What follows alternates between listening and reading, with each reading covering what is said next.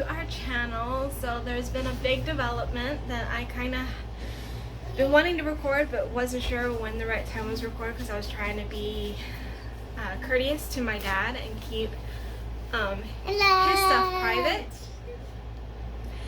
And so on today's video, what we are doing is I'm introducing you to the fact that my dad, unfortunately, like bittersweet, like we're excited and happy, but at the same time it's a little bit bittersweet. He is moving out, although he's only moving across the street, so he's not going very far, but he is moving out of this room in a way, finally, which means my girls can now have this room, and my son will also be able to have his own room because he will take the girls' old room. And I'm pointing this way because their room is right here behind this curtain.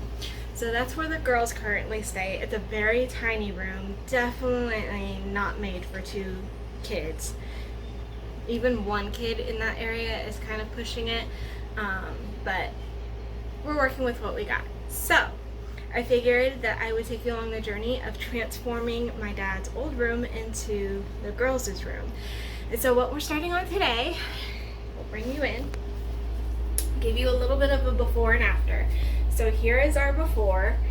Red walls that have a bunch of holes in them because this really rough before and after, because there was a lot more stuff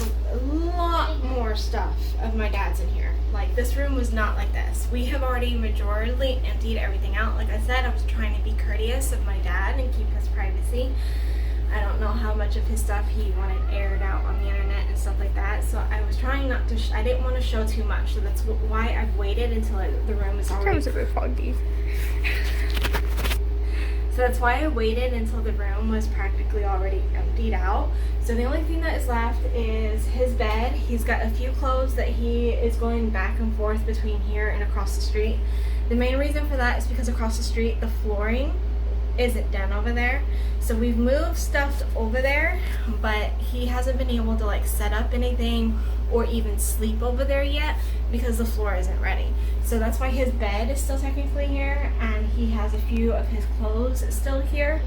And then his TV, which is freaking heavy, is still here, and his entertainment setup, because I think he's throwing that entertainment setup away. I don't think he's keeping it, but for now this is pretty much all that's in here. And then he has a little mini fridge that will be going across the street, but because he's still sleeping over here, he's still keeping some of his beverages in here. So I can't fully, like I said, it's already kind of empty, but we're still doing a major repainting everything, where we have a whole dream that Lily wants to do for her ceiling. I don't want to say what it is because I think she wants to reveal it. One of the things I did just get done doing is installing this light. So for the longest time, my dad, he has a lot of posters that glow in the dark. So he only ever had a black light up here, and he took it out and put it across the street. And so all we had in here was this tiny little lamp over here. Didn't provide much light. In fact, let me do this. So this is how, you probably can't even see me on camera. Barely. But this is how it was looking in here. And I wanted to start working in here because I'm off today and I'm off tomorrow, so it's kind of the perfect, even though there's still a bunch of stuff in here. Oh, so that one little corner. the first thing was installing this light. It's part of a kit for my daughters. I got them a kit for Christmas. It's a LED kit, and this was one of them. It also comes with strips, which we are adding to the roof, or the ceiling. That is part of the little surprise in the end. But I love this because it's remote controlled, LED remote controlled, and she can change, I should say, because they're sharing the room, can change the colors that they want. And this has a variety of different colors. So we have your red, we even have more like a yellowy orange. It looks sort of like white on here, but it's. And we've got greens. There we go. green, you got your blues, even a purple. And different colors blue too. There's that one, and then it transitions to that one. So you get the idea. A variety of things. And then you can have it white, so if you just need regular light. You can change it to where it flashes, where it can strobe, where it'll like fade in and fade out, and where it'll just smooth transition to each color without me having to press the buttons. But yeah, so that was the first thing I did, so that way I could have light in here to see what the hell I'm doing. And we also like it because the way that this house is set up, or this back house is set up, is this room and the girls' room right now is controlled by one light switch. The living room and mine and my husband's room is controlled by another light switch. So there's only 2 light switches for 4 rooms.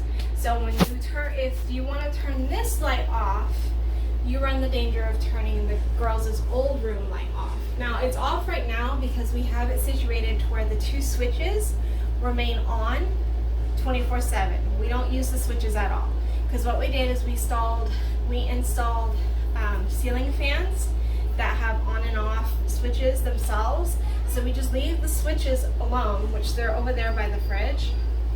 I was gonna say, weren't they duct tape? So these are the 2 switches that control 4 rooms. So we leave them in the on position at all times. I used to have a piece of tape over it and a paper that said no, don't touch. But over the years, it's faded. Or not faded. Over the years, the tape fell and the paper fell, and I just never bothered replacing it because I think everyone has learned not to mess with the switches. So the way it works, we've got ceiling fans. And so we're able to just control light by turning the ceiling fan switches on and off. This room, as you can see, didn't have a ceiling fan. So I racked my brain trying to figure out how can I put a light in here that can actually light up the room, but to where it won't be on 24/7. And that's when I remembered that her lighting kit came with this LED light, and I was crossing my fingers that it would have an on and off switch, which it does. So it works out perfectly. It's remote controlled, so I can turn, me, whoever, can turn the light off and turn it back on using the remote. So that was the very first thing I did. So now what I'm working on is cleaning the walls. So as you can see, my dad hung a lot, like I said, he had a lot of posters that glow in the dark, so he liked to have a black light on 24/7. And because of that, he hung a lot of things on the wall. And I mean a lot of things. The amount of holes. Because of that, there are so many holes in these walls, it's ridiculous. So we've got these here. Technically this is not a hole, it's just the paint ripped off when I took some, he had those command strip type things on here, you know, they're supposed to be safe, not damaging your walls. Yeah. About that. Some of them, I will say, it was probably the way I took it off, because there were 3 of them. And as you can see, the first 2 came off, no damage. That last one, when I pulled it off, it damaged it. Yeah. And another one here, and this is another one, which was a lot more. You can tell, because it's that one where you just pull the thing in, as you pull it, it's supposed to come off cleanly. This one, not so much. So yeah, there's holes, there's rips in the paint, there's old holes that weren't patched correctly. It's one of the major holes that wasn't patched correctly. What is that? So, That just looks like a little flimsy piece of cardboard. So I have my work cut out for me, because before I can even start painting the walls, I have to fix all the holes. So I took it upon myself, because I'm self-efficient, I guess, sort of. When I put my mind to something, I can get it done, but other than that, not really self-efficient. But I'm really excited to be able to give my girls this room, so it makes me want to work on it that much more. And so I looked up everything and anything I could on how to DIY everything. So hopefully I know what I'm doing, but we'll see. I'm no professional. I'm doing this based off of YouTube videos I've watched. And yeah, so what I'm doing right now is cleaning the walls because I don't think they've been cleaned in years. There's some dark, dusty, sticky stuff on the wall a little bit. So, but because the room isn't completely empty, I'm probably only going to be able to do this wall and that wall today. But my plan is to clean them, so I'm scrubbing the walls down. And then I bought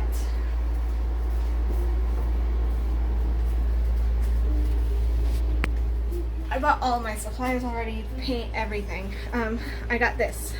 It's supposed to be, it's a drywall spackling. This is what you're supposed to use to cover the holes, and if you do it right, you can, when you go to paint over it, it'll look like there were never even any holes to begin with. So I'm scrubbing the walls because I want the walls clean first. So we're going to scrub the walls, and then I'm going to cover the holes on this wall and that wall. The other two walls, because hello, entertainment center and TV is still mounted, it's in my way. And then this wall, it just, I don't know, I might be able to get to this wall too if I can feel brave enough to move shit out of my way. But it looks like this wall might have to wait a little bit because I'm hoping by the end of this week my dad will have this stuff moved out, but we'll see. So I thought I would share the process, and yeah, so the next time I get on the camera I will probably start this process and show a few clips of me doing this, and then we'll go from there. Okay, here I've started spackling the holes. I got that wall done. Now that I've started spackling, it kind of puts into perspective exactly how many holes are in the damn walls. You thought that wall is bad. I'm not even halfway through with this one, and look how many I've done. It's really just... oh, I can't. I'm sweaty and I'm hot. Is it just like paste? Yeah, it's kind of like a paste. So, in case anybody who wants to do this is curious, so the one I got is called Dry Deck Spackling. I got the dry time indicator, so basically it starts off pink, and then as it dries, it gets white. So this is dry? Yes, pretty much. Oh. So what you do is you take a little bit with a, I forgot what this tool is called. A spackle? Spatula? Not a spatula. Or? It's called something else. I can't think of it in my head right now. Let's see, does this tell me what it's called? Maybe. Putty knife. There we go. Oh. That was the word. Putty knife is what it's called. Okay, anyway. So you take some, you find whatever hole. So I've got two here. So I'm going to cover. Brazil. We'll go ahead and cover both.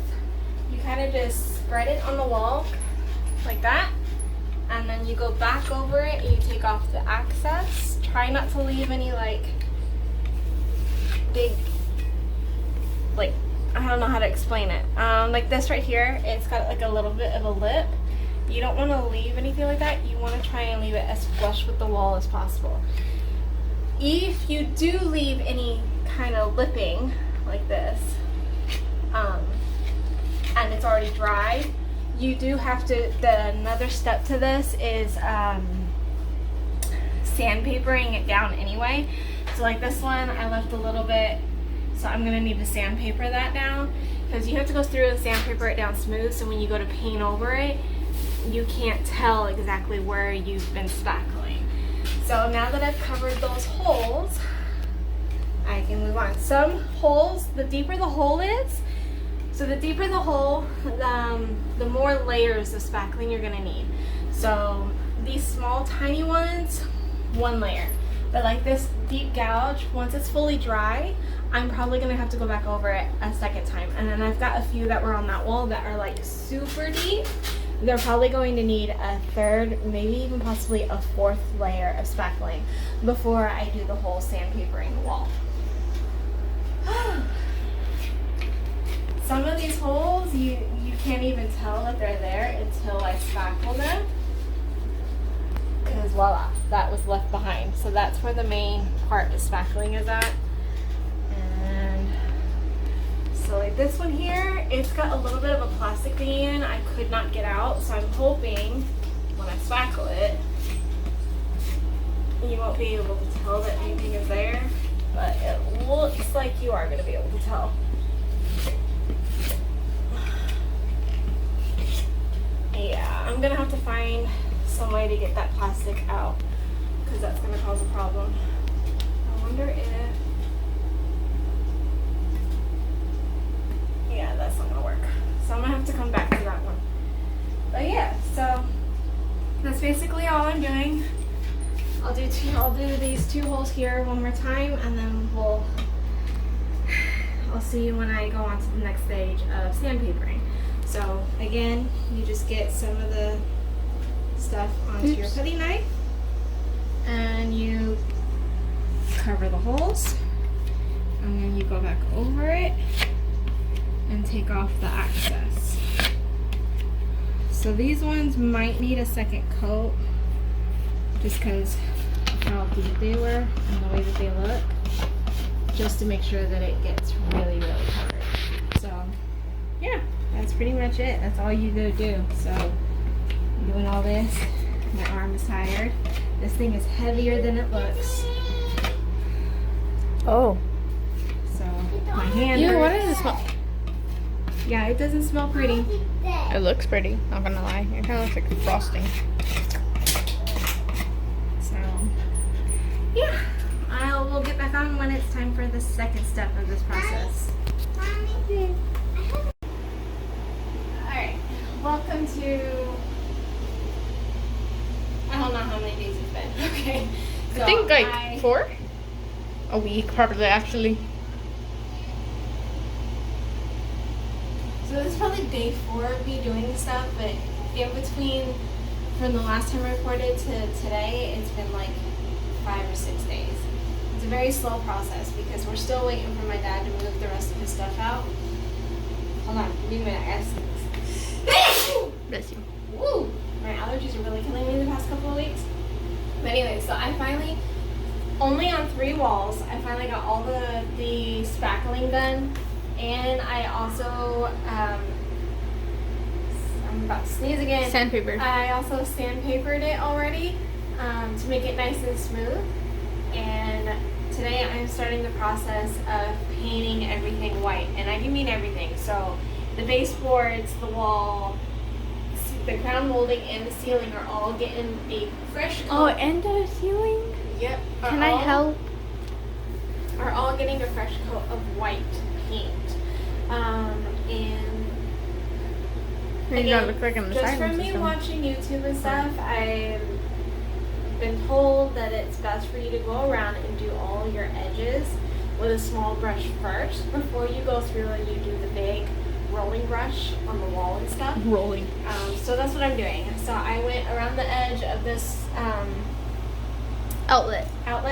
feature, and now I'm about to go around the edge on the bottom, but I'm also painting the baseboard, but I forgot to secure off the floor so I don't get any paint on the floor. So what I'm about to do is just do the edge, and then I'm going to come back through, put the tape down to protect this part of the floor, and then I'm going to repaint the baseboards. I'm only going to do this wall for now, and I might do this other wall also.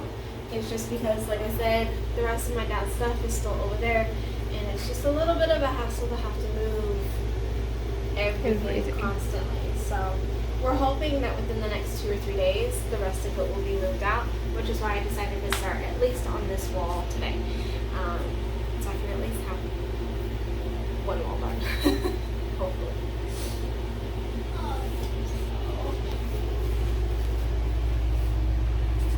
I did go through, after I sanded everything, I did go through and we wiped down all the walls and stuff just because there was a lot, after the sandpaper, there was a lot of pink dust everywhere. So, Pink.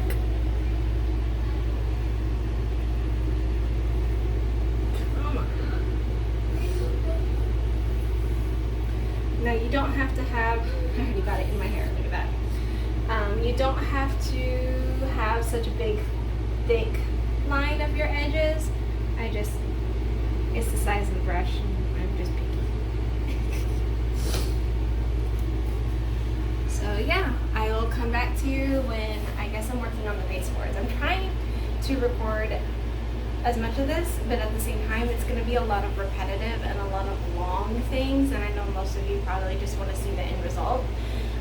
So yeah, I'm going to do all my edging, and then I'll probably show a clip of me taping the floor, show me a clip of doing the baseboards, and then we'll get to the main painting of the wall.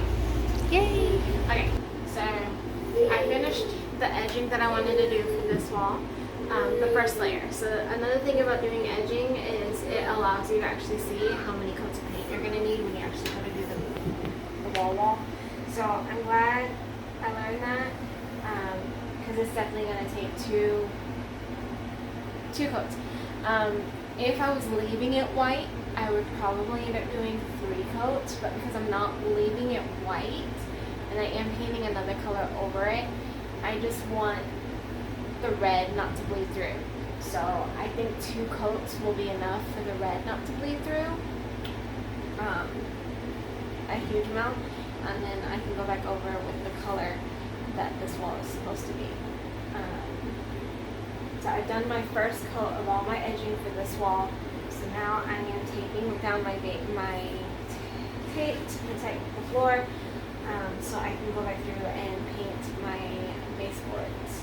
I also painted the first coat around their door frame because the door frame was a green color. Now it's Kind of like those red dripping up yeah. down. So.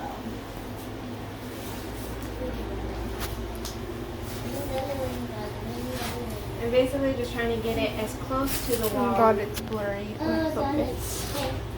Okay, there it As goes. close to the wall as possible without actually covering my baseboard. At this point, I know that the floor is probably still going to get end up with paint, but at least there won't be like huge streaks of it. Here.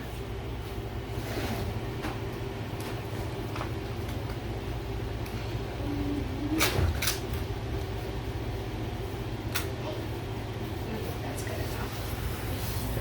I should probably do, because my paintbrush, I mean it's not super thick, but because it is a little bit thick, I am going to add another layer this way of tape just to, as a precaution. So, this, again, like I said, completely and totally probably not needed, but I'm going to do it anyway. Just as a precaution, because I don't, normally you would probably just do this and you would like lay like plastic down onto your floor or whatever to protect the floor, but I don't have that, so I'm having to be extra careful. The floor is a little messed up anyways, as you can see this is not paint, this is just something that's like glued onto the floor, I don't know what. And there's also gouge marks in the floor because of the door.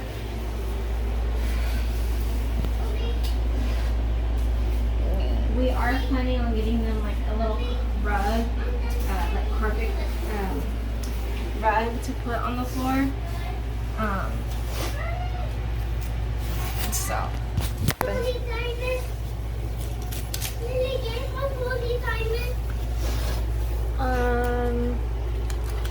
Yeah.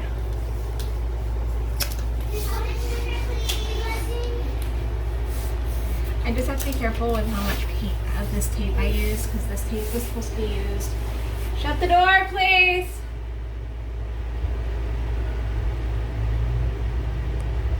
Shut the door. Thank you. She Okay, is. she Hold on. is, but that doesn't mean you leave the door open, Bubba. You're letting the cold air out. This tape was supposed to be what I was going to use to do the design that I'm planning on doing on the accent wall and on their back wall. So I only got the one roll, thinking I was only going to use it for my design wall, I did not think about the floor or me having to cover these. Luckily enough, for the covering of these, I have a second roll. Luckily enough for the covering of these things, I have a second roll that I can use.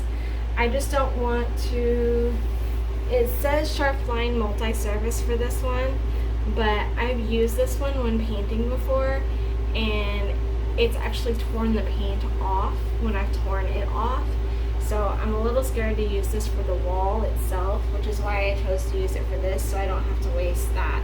Technically, I could probably use this for the floor too, but because this is so much thinner than that one, I chose to use that one.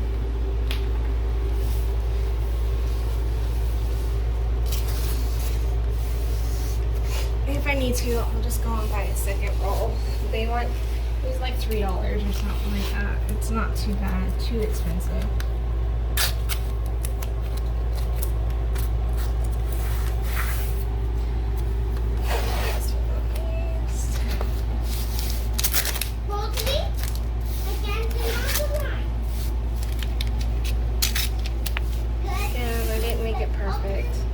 It's just to protect the floor.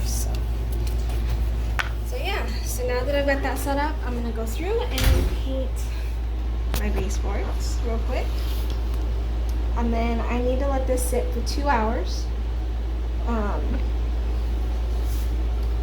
before it's a 1 hour dry time, so it's not that bad, but it does say that if you're wanting to do like an overcoat, it's best to let it sit and dry for 2 hours before doing an overcoat. See how much cleaner that looks just by doing that.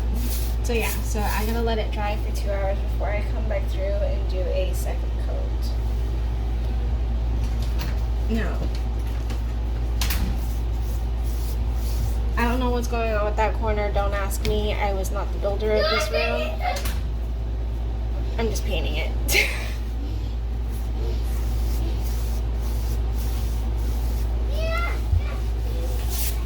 I think I could have gotten away with one layer of tape, but maybe. What happened? Socially cautious. Why is he crying?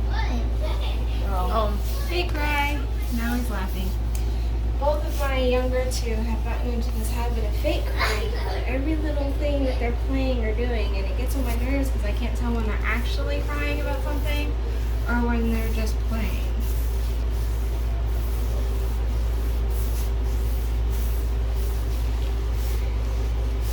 Now, the reason why I'm choosing to repaint is because I have already tried to scrub these baseboards, and no matter how hard I scrubbed, they still look dirty and nasty and yellow. So, we're giving it a coat of white. Just so it'll look nice.